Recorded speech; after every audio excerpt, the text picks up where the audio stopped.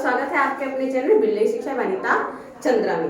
हम करेंगे class 9th का चैप्टर नंबर 10 सर्कल एक्सरसाइज 10.4। तो स्टार्ट करते हैं हम। क्वेश्चन नंबर फर्स्ट लिखा the two circle radius 5 centimetre and 3 centimetre intersect 2 point and the distance between their centre is 4 centimetre. Find the length of the common code. हमें क्या बोल रहा है कि हमारे पास दो सर्कल हैं, एक 5 सेंटीमीटर एक 3 सेंटीमीटर, और वो एक पॉइंट पे क्या करते हैं, इंटरसेक्ट कर रहे हैं 2 पॉइंट पे, सॉरी, और उनके बीच का जो डिस्टेंस है दोनों सेंटर का वो कितना है, 4 है। तो हमें find the length of the common code वो निकालना। देखते करते कैसे हैं इसको। दो सर्कल हैं, एक सर्कल और दूसरा सर्कल, हमने दो सर्कल बना दिए।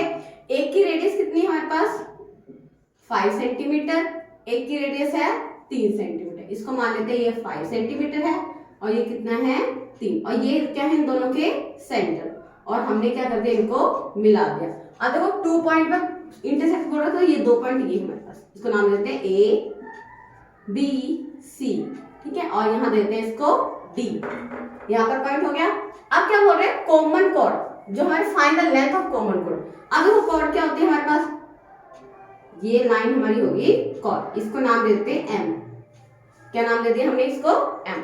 अब एक चीज देखना, हमारे पास अगर सर्कल होती है इंटरसेक्ट हो रही है यहाँ से, और अगर हम यहाँ सिंपल से बात करें इसमें भी ये सेंटर से पॉइंट गया, तो क्या होता है ये वाला हिस्सा हिस्से के क्या होता है बाइसेक्ट होता है, मतलब बराबर होता है। तो अगर जैसे यहाँ पर लाइन है तो ये वाला हिस्सा हिस्से के क्या होगा बराबर। तो यहाँ देखते हैं, सबसे पहले हमारे पास ट्रायंगल बन गया। पहले गिवन लिख देते हैं। गिवन क्या है, एक 5 सेंटीमीटर वाला सर्कल है हमारे पास, एक 3 सेंटीमीटर वाला सर्कल है, और कॉर्ड क्या है हमारे पास, कॉर्ड की लाइन लिख लेते हैं। जो कॉमन कॉर्ड है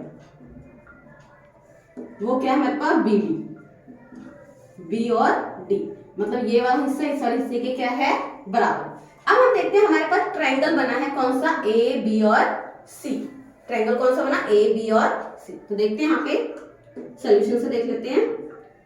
ट्रायंगल ए बी और सी, बच्चा सबसे पहले हम इसमें देखते हैं जो ए बी सी ट्रायंगल है वो राइट ट्रायंगल बन रहा है या नहीं बन रहा है। अब राइट ट्रायंगल बन रहा है या नहीं बन रहा है उसके लिए हमारे पास क्या होते हैं पाइथागोरस, एच का स्क्वायर, पी का स्क्वायर और बी का स्क्वायर, वो लगा के देखते हैं। अगर इसमें कुछ बन रहा होगा तो हम देख लेंगे कि ये हमारे पास क्या है राइट ट्रायंगल, अदरवाइज नहीं है।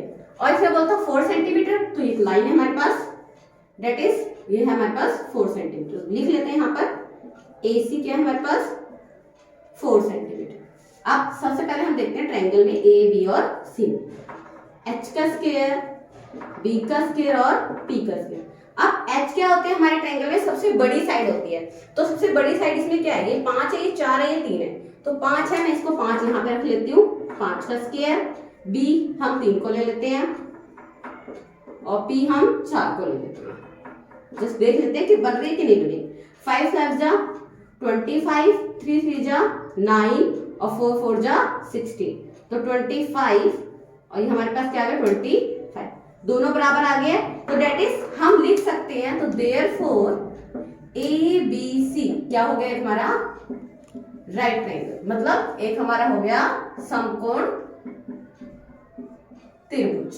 अब समकोण त्रिभुज हो गया तो हमारे पास इसका एरिया क्या निकालेंगे, हम एरिया निकाल सकते हैं इसका, area of triangle A B और सी 1/2 बेस इंटू हाइट। अब 1/2 ले लिया। अब देखो 5 तो लेंगे नहीं हम, क्योंकि 5 हमारा हाइपोटेन्यूज आ रहा है, तो लेंगे क्या 3 या 4, बेस और हाइट ले लेंगे।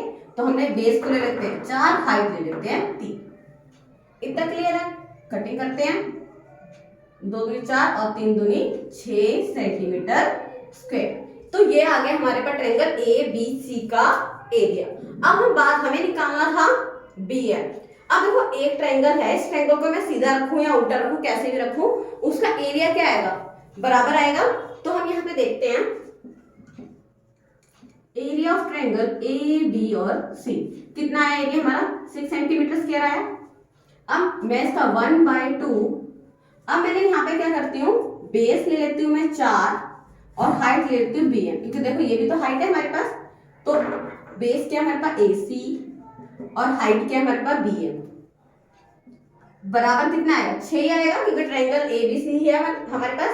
अब 1/2 AC की वैल्यू क्या है हमारे पास 4 सेंटीमीटर और BM हमारे पास गिवन नहीं है, तो ये हमारे पास 6। अब यहाँ से कटिंग कर दें 2, तो BM हमारे पास आ गया 6 और मल्टीप्लाई जाके डिवाइड, तो आ गया ये 3 सेंटीमीटर। अब देखो BM की वैल्यू आई हमारे पास 3 सेंटीमीटर, हमें क्या निकालना था BD। अब हमें पता है BD क्या होता है, तो BD क्या हो जाएगा हमारे पास 2 गुना में BM हो जाएगा, क्या हो जाएगा 2 गुना में BM। तो यहाँ से लिखते हैं BD और 2 और BM की वैल्यू क्या है 3, तो हमारे पास क्या आ जाएगा, यहाँ लिखते हैं BD बराबर आ जाएगा 3 और 3 कितना आ जाएगा 6 सेंट। ठीक है, और रीजन में क्या लिख सकते हो आपको कि equal cord of equidistance from centre. इसका मतलब क्या है कि हमारे पास जो सेंटर से लाइन आती है वो क्या करती है, इसको 2 बराबर भागों में बांटती है, इसलिए जितना BM था उतना ही क्या हो जाएगा DM हो जाएगा। तो दोनों मिला के BD हमारा कितना हो गया 6 सेंटीमीटर। तो ये था आपका क्वेश्चन नंबर फर्स्ट। स्टार्ट करते हैं क्वेश्चन नंबर सेकंड। अब क्वेश्चन नंबर 2 क्या बोल रहा है पहले वो देखते हैं। इफ 2 इक्वल कॉर्ड, अब यहाँ पे क्या बोल रहा है 2 equal cord of a circle intersect with in a circle. पहले हम यहाँ से देखते हैं क्या बोल रहे हैं कि हमारे पास क्या है, एक सर्कल है, दैट इज सर्कल, बोल रहा है 2 इक्वल कॉर्ड और इंटरसेक्ट कर रहे हैं उनके सर्कल्स। देखो एक कॉर्ड ये है हमारे पास, एक कॉर्ड ये है, chord number A B C और D। पहले लिख लेते हैं, सबसे पहले हमारे पास है AB बराबर CD, ये हमारे पास क्या है कॉर्ड है, इसको ले लेते हैं इक्वेशन नंबर फर्स्ट, आगे काम आएगा हमारे। उसके बाद क्या बोल रहा है, proof that the segment of one chord, मतलब एक सेगमेंट दूसरे कॉर्ड को क्या कर रही है, segment of the other chord, मतलब इक्वल बराबर पार्ट में बांट रही है। तो मतलब कहने का मतलब क्या है, यहाँ से हमारे पास सेंटर है और सेंटर इसके ऊपर क्या आ रही है, एक कॉर्ड आ रही है। ठीक है, ये हमारे पास परपेंडिकुलर, तो हमें बताना क्या है यहाँ पे, इसको नाम ले देते हैं हम O। क्या ले लेते हैं O। हमें प्रूफ क्या करना है उसमें, टू प्रूफ AO और OD, बोल रहे ना एक कोड दूसरी कोड को क्या कर रही है, बराबर कर रही है। तो AO OD बराबर है और CO OB बराबर है। तो ये हमें प्रूफ करना है, मतलब ये वाला हिस्सा इस वाले हिस्से के बराबर है और ये वाला हिस्सा इस वाले हिस्से के बराबर। क्वेश्चन में बोल रहे हैं, देखो दोबारा देख लो। इफ 2 इक्वल कॉर्ड, हमारे पास 2 इक्वल कॉर्ड थी, of a circle intersect with in the circle, और क्या कर रही है इसके हमारे पास सेंटर से क्या कर रही है, यहाँ पे अंदर इंटरसेक्ट कर रही है। प्रूफ दैट, इंटरसेक्ट कर रही है यहाँ पे हमारे पे O पे। Proof that the segment of one chord are equal to corresponding sector the other chord, मतलब AO बराबर है OD और CO बराबर है OB, ये हमें प्रूफ करना है। तो इसमें बच्चे थोड़ी सी हम कंस्ट्रक्शन करते हैं। कंस्ट्रक्शन मतलब रचना। अब रचना में क्या करना है हमारे पास, हम यहाँ से एक परपेंडिकुलर इसको डालते हैं और एक परपेंडिकुलर इसको नाम देते हैं M N और ये P। हम कंस्ट्रक्शन में क्या लिखेंगे, MN परपेंडिकुलर डाला हमने AO पर और MP परपेंडिकुलर डाला हमने OD, ये इक्वल है यहाँ तक। अब एक चीज यहाँ तक हो गया हमारे पास। अब देखते हैं हमारे पास सबसे पहले करना क्या है हमारे पास, और एक चीज और याद रखना है कि जो हमारे पास MN है वो AN और MB को बराबर बांटेगा और जो MP है वो PD और CP को क्या बांटेगा, इक्वल बांटेगा। क्योंकि हमने अभी करा था कि अगर हमारे पास ये कॉर्ड है, ये सेंटर है, अगर इस पे परपेंडिकुलर आता है तो ये वाला हिस्सा इस वाले हिस्से के क्या होता है, बराबर। तो देख लेते हैं सबसे पहले इसमें। आप देखो ये परपेंडिकुलर तो 90 डिग्री के एंगल होंगे, ये भी याद रखना है। तो पहले करते हैं कि इसमें हमें बोल क्या है। तो हमने इक्वेशन इसको फर्स्ट ले लिया है, सोल्यूशन से करते हैं यहाँ से। देखो पहले ट्रायंगल हम ले लेते हैं MNO,